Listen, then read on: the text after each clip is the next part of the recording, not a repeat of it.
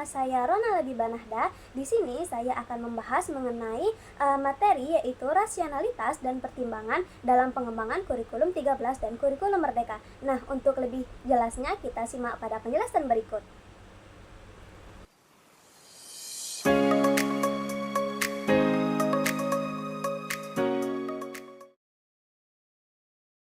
Baiklah, kita masuk pada pengertian yang pertama, yaitu kurikulum 13. Nah, kurikulum 13 ini adalah pengembangan kurikulum yang difokuskan pada kompetensi serta karakter peserta didik yang ingin dicapai pada pengalaman belajar peserta didik, serta dalam pengembangan pengetahuan, kompetensi, serta minat bakat siswa guna dapat melakukan kemahiran dengan penuh tanggung jawab.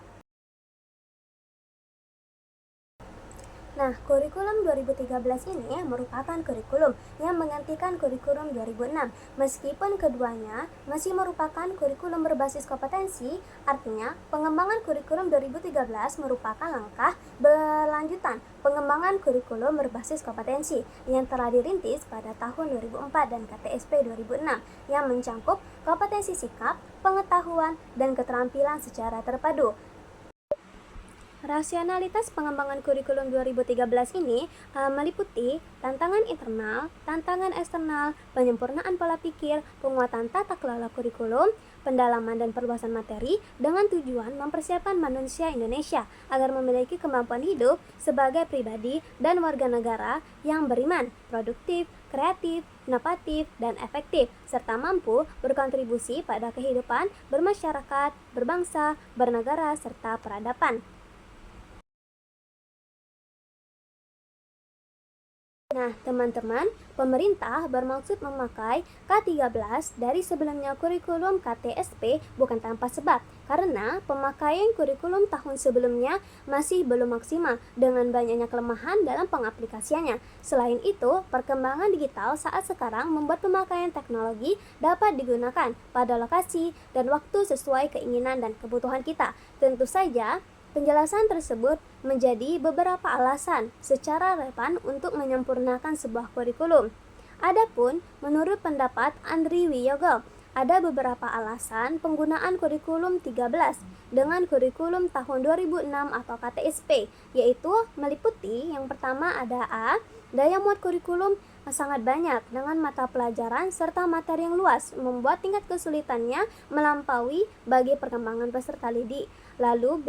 Tidak seutuhnya berbentuk kapabilitas yang tepat secara visi serta wujud edukasi bangsa dan negara. Lalu C. Tidak terwujudnya kemampuan secara integritas wilayah, karakter, skills, dan wawasan. Lalu D.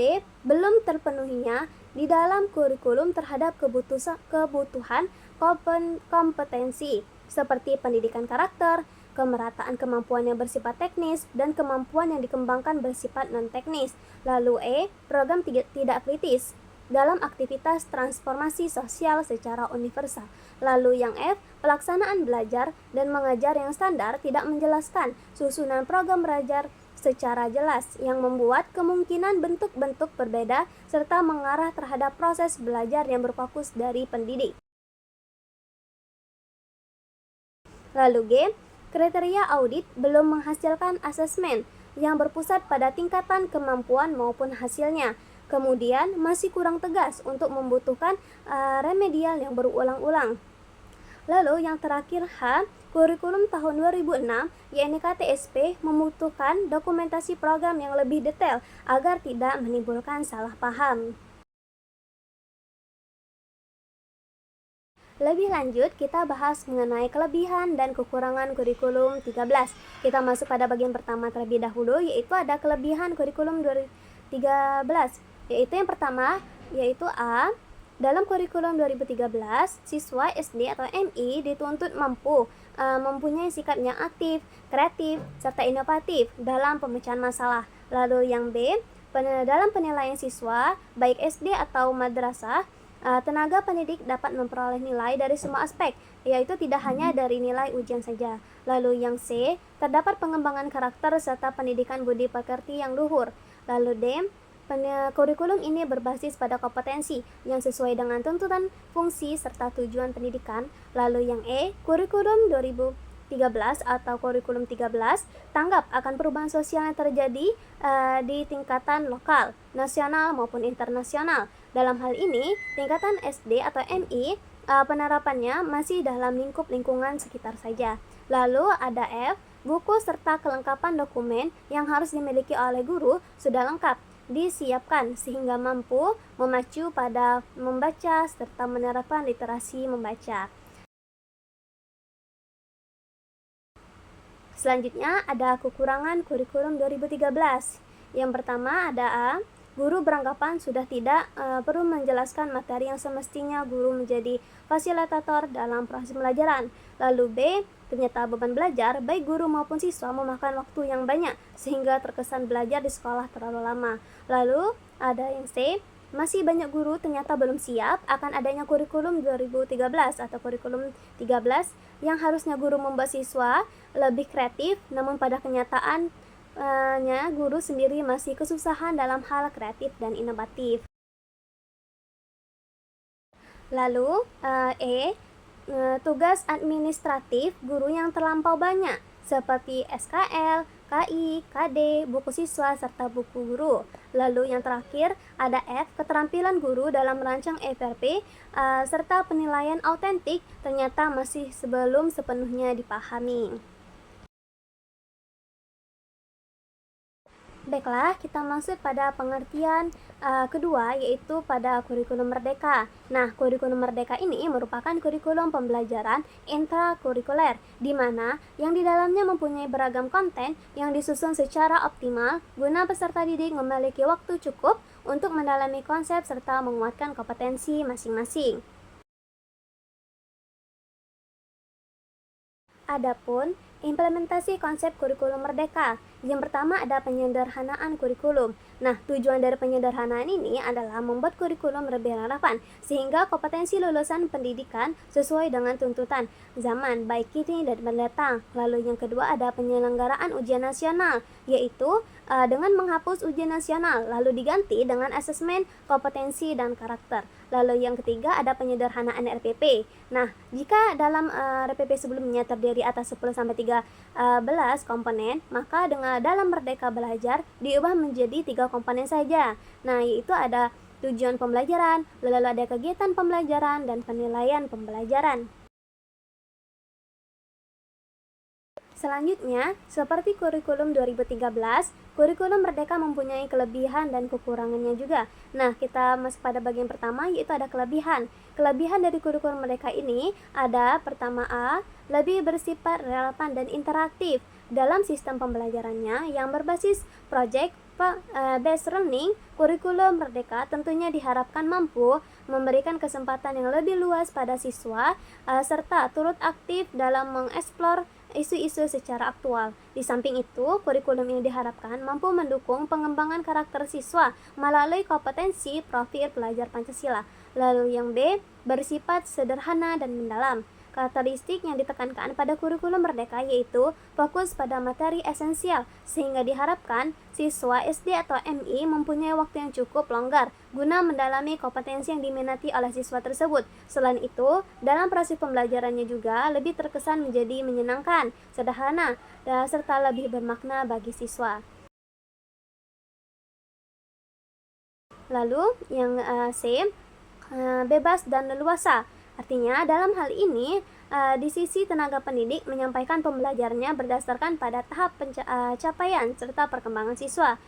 Di sisi lembaga pendidikan mempunyai kewenangan dalam pengembangan serta mengelola kurikulum sesuai dengan lembaga pendidikan.